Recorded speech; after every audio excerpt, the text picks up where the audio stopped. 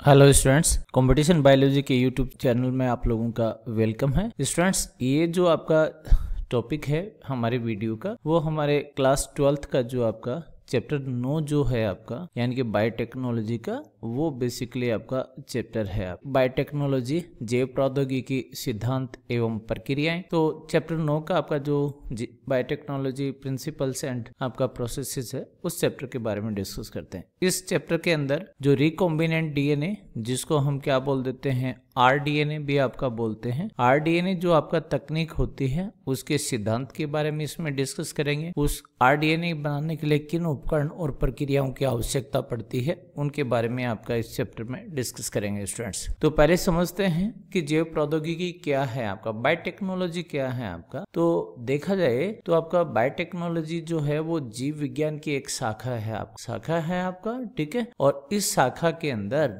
हम लोग आपका जो जीव हैं उनके साथ में आपका किसका उपयोग कर रहे हैं, विभिन्न जो तकनीक हैं उनका आपका क्या कर रहे हैं, उपयोग कर रहे हैं। आपका जीवों के साथ में विभिन्न टेक्निक्स जो हैं उनका उपयोग कर रहे हैं जैव प्रौद्योगिकी के अंदर। तो जीवों के साथ में इन विभिन्न तकनीक का आपका क्यों उपयोग कर रहे हैं, ताकि आपका विभिन्न जीवों से मानव के लिए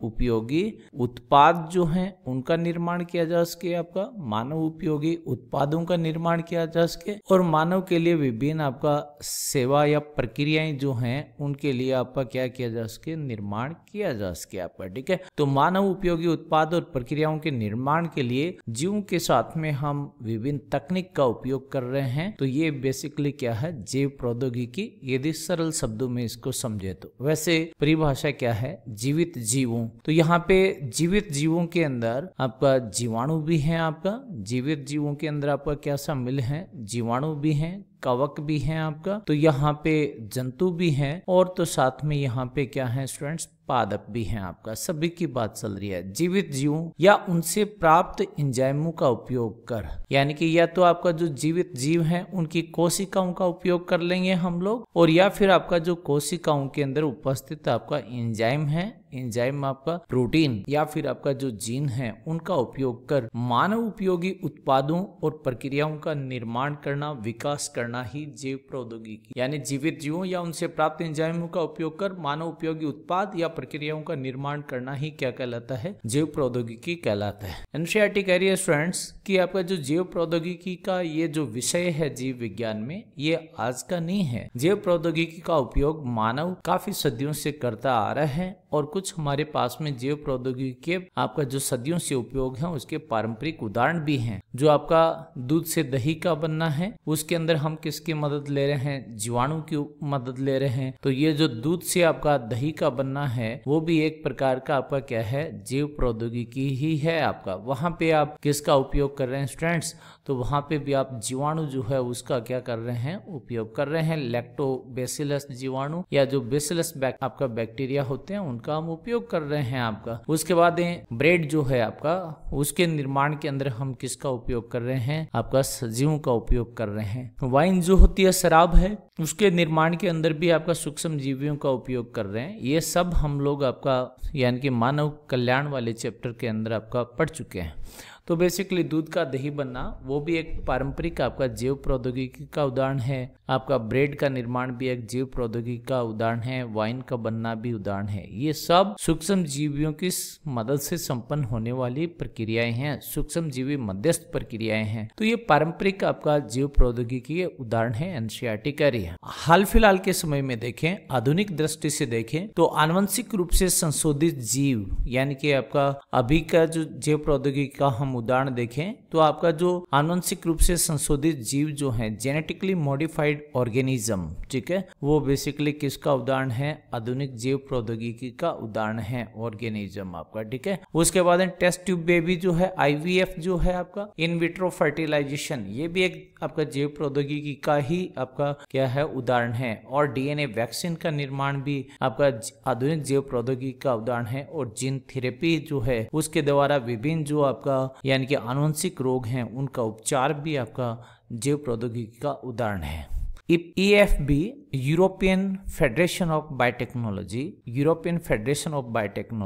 वो जैव प्रौद्योगिकी को परिभाषित कर रहा है कि प्राकृतिक विज्ञान तथा जीवों, कोशिकाओं और उनके भागों एवं आणविक आपका समतुल्यों का आपका उत्पादों और सेवाओं के लिए एकीकरण करना जैव प्रौद्योगिकी कहलाता है। तो आपका यूरोपियन फेडरेशन ऑफ बायोटेक्नोलॉजी भी आपका जैव प्रौद्योगिकी को परिभाषित कर रहा है और उसके अनुसार जो प्राकृतिक विज्ञान है उसके आपका ज्ञान को जीवों, कोशिकाओं, उनके भागों इनका उपयोग करते हुए आणविक समतुल्य उत्पादों और सेवाओं का जो निर्माण है मानव उपयोगी, वो ही बेसिकली जैव प्रौद्योगिकी है।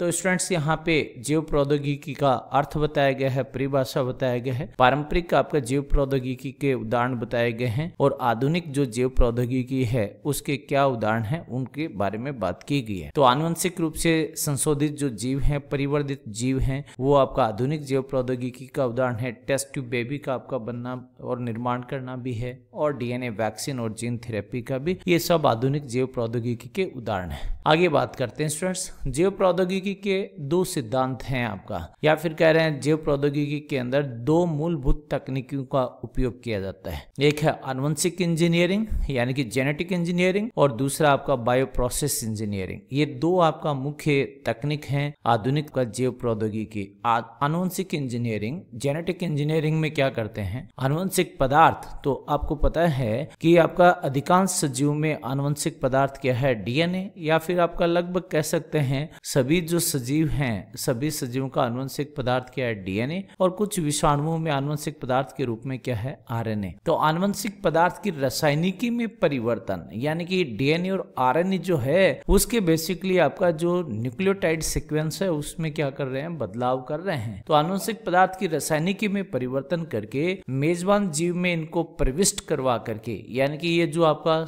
जो डीएनए और आरएनए में परिवर्तन किए गए हैं, ये परिवर्तित डीएनए और आरएनए को मेजबान जीव की कोशिका में आपका प्रवेश करवाते हैं और जिसके कारण मेजबान कोशिका का जो फिनोटाइप होता है उसमें बदलाव हो जाता है। फिनोटाइप बोले तो लक्षण प्रारूप आपका, आप समझते ही हैं इस बात को कि आपका जो डीएनए होता है, आनुवंशिक पदार्थ होता है, वो बेसिकली किसके लिए जिम्मेदार है, जीव के लक्षण प्रारूप के लिए जिम्मेदार है। यानी कि हम आपका ये पढ़ते हैं कि जो आप जीन संरचना होती है, आपका जीन प्रारूप जो होता है वो बेसिकली किसका निर्धारण करता है, जीन प्रारूप लक्षण प्रारूप का आपका क्या करता है, निर्धारण करता है। ये बात हमने पढ़ा है आपका, ठीक है। तो आपका जीन जो है वो किसका भाग है, जीन आपका डीएनए का ही कोई खंड है या भाग है। तो आपका डीएनए के जीन के अंदर आप परिवर्तन करते हो और उसके बाद ऐसे परिवर्तित आपका डीएनए को किसी कोशिका में या मेजबान जीव के अंदर प्रवेश करवाते हो, तो वो जो आपका जीव होगा, कोशिका होगा, उसके लक्षण प्रारूप में क्या आ जाएगा, परिवर्तन आ जाएगा आपका, ठीक है। तो जो आधुनिक जैव प्रौद्योगिकी है उसका जो आनुवंशिक इंजीनियरिंग है वो इसी आधार पे कार्य करता है। यहाँ पे हमारे पास में डीएनए या आरएनए आनुवंशिक पदार्थ होते हैं जिनके रासायनिकी में आपका परिवर्तन करते हैं, आपका पोषी कोशिका में प्रवेश करवाते हैं और उसके बाद में इच्छित उत्पाद है उसका निर्माण करवाते हैं। उसके बाद दूसरा भाग है बायो प्रोसेस इंजीनियरिंग। तो वांछित सूक्ष्म जीव या कोशिकाओं की वृद्धि के लिए रोगाणु मुक्त वातावरण का जो रख रखाव है वो बायो प्रोसेस इंजीनियरिंग है। वांछित सूक्ष्म जीव या कोशिकाओं की वृद्धि के लिए, यानी कि ऐसी आपका सूक्ष्म जीव और कोशिकाएं जिनसे हमें क्या मिलना है, इच्छित उत्पाद, वांछित उत्पाद का आपका हमें निर्माण करवाना है। तो उन कोशिकाओं को आपका संक्रमण से बचाना है आपका। तो ये इच्छित उत्पाद को प्राप्त करने के लिए जो वांछित सूक्ष्म जीव और कोशिकाएं जो हैं उनके अंदर हमारा क्या प्रेजेंट है, आरडीएनए आपका उपस्थित है। इन कोशिकाओं को आपका रोगाणु जो होते हैं उनसे आपका मुक्त रखना है और रोगाणु से मुक्त रखने के लिए एक वातावरण का आपका तैयार करना है। ये आपका किसका भाग है, ये बायो प्रोसेस इंजीनियरिंग का भाग है। आप जैसे इच्छित उत्पाद हम क्या प्राप्त करना चाहते हैं, हम एंटीबायोटिक्स प्राप्त करना चाहते हैं, वैक्सीन बनाना चाहते हैं, एंजाइम बनाना चाहते हैं आपका, ठीक है। तो जो हमारी वांछित आपका कोशिका है उसकी वृद्धि हम रोगाणु मुक्त वातावरण में करवा करके इच्छित उत्पाद जैसे कि एंटीबायोटिक्स, वैक्सीन और एंजाइम जो है उसका निर्माण करते हैं। ये वाला चरण जो है वो आपका बायो प्रोसेस तकनीकी स्टूडेंट्स कहलाता है। तो बेसिकली जैव प्रौद्योगिकी जो है आधुनिक, उसके अंदर दो मूलभूत आपका ये तकनीक काम कर रही हैं, एक आनुवंशिक इंजीनियरिंग और एक आपका बायो प्रोसेस इंजीनियरिंग आपका। ठीक है, अब चलते हैं जो आपका आनुवंशिक ये इंजीनियरिंग जो है इसकी अवधारणा जो है वो क्या है, तो इसके बारे में बात किया गया है। तो पारंपरिक जो आपका संकरण था, आपका पारंपरिक संकरण के द्वारा पौधे जो हैं उनकी संकरित पीढ़ियों का निर्माण करना, और आधुनिक आपका आनुवंशिक इंजीनियरिंग है उसमें, इन दोनों के अंदर इन्होंने एक तुलना किया है, एक आपका अंतर बताया है। करेंगे पारंपरिक जो प्रजनन की विधियां हैं, जो संकरण की विधियां हैं, उनमें अवांछित जीन भी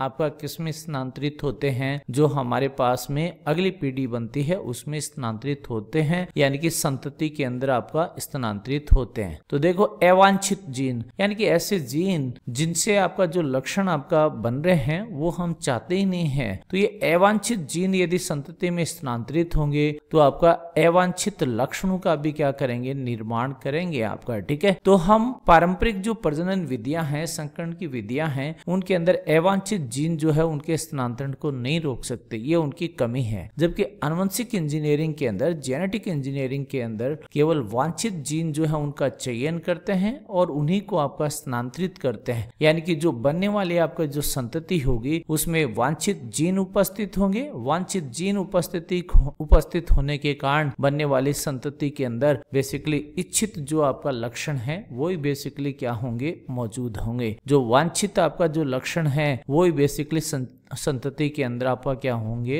मौजूद होंगे आपका। ठीक है, तो ये बेसिकली अंतर है आपका, जो यानी कि पारंपरिक आपका संकरण विधियां थी उनमें प्रजनन के दौरान अवांछित जीन भी स्थानांतरित हो जाते हैं जिससे अवांछित लक्षण बन जाते हैं संतति में, लेकिन आधुनिक आनुवंशिक इंजीनियरिंग के अंदर केवल वांछित जो जीन है उनका चयन करते हैं और वही आपका संतति में स्थानांतरित होते हैं आपका। एक आपका शब्द आता है ओरिजिन ऑफ रेप्लिकेशन, ORI। तो डीएनए अनुक्रम जो है उसका आपका प्रतिकृति शुरू करने का जो स्थल है वो बेसिकली ORI कहलाता है, यानी डीएनए के प्रतिकृतिकरण की शुरुआत जिस जगह पे होती है वो जगह स्टूडेंट्स ORI होती है। आपका जो फॉरेन डीएनए होता है उसको गुणित करने के लिए गुणसूत्र या प्लाज्मिड के अंदर आपका उसको जोड़ देते हैं आप। तो जो हमारे पास में इच्छित जीन है उसकी कॉपी बनाने के लिए, उसको गुणित करने के लिए उसको प्लाज्मिड डीएनए के साथ में या फिर आपका जो गुणसूत्रीय डीएनए है उसके साथ में आपका जोड़ा जाता है। इस प्लाज्मिड डीएनए और आपका गुणसूत्रीय डीएनए के अंदर क्या पाई जाती है, ORI पाई जाती है। इस ORI की मदद से प्रतिकृतिकरण की आपका शुरुआत होती है। तो इनके साथ में जुड़ा हुआ जो हमारा विदेशी डीएनए है, इस डीएनए है, उसकी भी आपका क्या बन जाती है, कॉपी बन जाती है। अब कह रहे हैं कि प्रथम RDNA किसने बनाया, रिकॉम्बिनेंट डीएनए किसने बनाया, तो एंटीबायोटिक प्रतिरोधी जीन, तो ये आपका डीएनए का भाग हो गया। आपका जीन क्या है, आपका डीएनए का भाग। तो एंटीबायोटिक रेजिस्टेंट जीन जो है उसको लिया और साल्मोनेला जो जीवाणु है आपका, साल्मोनेला आपका क्या है, जीवाणु, इस जीवाणु का आपका प्लाज्मिड लिया गया। तो आपका साल्मोनेला प्लाज्मिड के साथ में इस आपका एंटीबायोटिक प्रतिरोधी जीन को जोड़ करके स्टैनले कोहेन और हर्बर्ट बॉयर जो है उन्होंने 1972 में आपका प्रथम RDNA जो है उसका निर्माण किया स्टूडेंट्स। ठीक है, तो यहाँ पे प्रथम आपका RDNA रिकॉम्बिनेंट डीएनए पुनर्योगज डीएनए का निर्माण किसने किया है, तो RDNA का निर्माण स्टैनले कोहेन और हर्बर्ट बॉयर ने किया है और उन्होंने साल्मोनेला जो आपका जीवाणु है उसका प्लाज्मिड जो है उसके साथ में एंटीबायोटिक प्रतिरोधी जीन को जोड़ा। RDNA तकनीक के, रिकॉम्बिनेंट डीएनए तकनीक के उपकरण क्या क्या हैं, किन आपका चीजों को इसमें उपयोग करते हैं, तो प्रमुख उपकरण के रूप में रेस्ट्रिक्शन एंडोन्यूक्लियस एंजाइम होते हैं, यानी कि आपका ये प्रतिबंध एंजाइम बोल देते हैं। आपका रेस्ट्रिक्शन का अर्थ हो गया प्रतिबंध, तो हमारे पास में इस तकनीक के अंदर प्रतिबंध एंजाइम होते हैं। आपका रेस्ट्रिक्शन एंडोन्यूक्लियस एंजाइम है। डीएनए लाइगेज हमारे पास में एंजाइम होता है। डीएनए पॉलीमरेज एंजाइम होते हैं। वेक्टर होता है, वेक्टर को आपका वाहक बोल देते हैं, कैरियर बोल देते हैं। होस्ट होता है हमारे पास में, पोसी होता है आपका। ठीक है, तो बेसिकली क्या क्या इस तकनीक के अंदर आपका टूल्स का उपयोग कर लेते हैं, प्रतिबंधित एंजाइम, रेस्ट्रिक्शन एंडोन्यूक्लियस का उपयोग करते हैं, डीएनए लाइगेज का उपयोग होता है, डीएनए पॉलीमरेज का उपयोग होता है, वाहक जो आपका है उसका उपयोग होता है और पोसी का उपयोग होता है। इन सब को हम देखेंगे एक एक करके। तो आपका साथ में उद्देश्य क्या होता है, इनका उपयोग करके डीएनए में विशिष्ट कट लगाना, कटे हुए डीएनए को आपका जोड़ना, डीएनए की आपका रेप्लिकेशन करना, डीएनए को स्थानांतरित करना और उसके बाद में आपका जीन की अभिव्यक्ति करना, ये सब आपका बेसिकली इसके उद्देश्य हैं। जिन अभिव्यक्ति के द्वारा इच्छित उत्पाद जो है उसका आपका निर्माण करना, ये सब आपका इसके उद्देश्य हैं स्टूडेंट्स।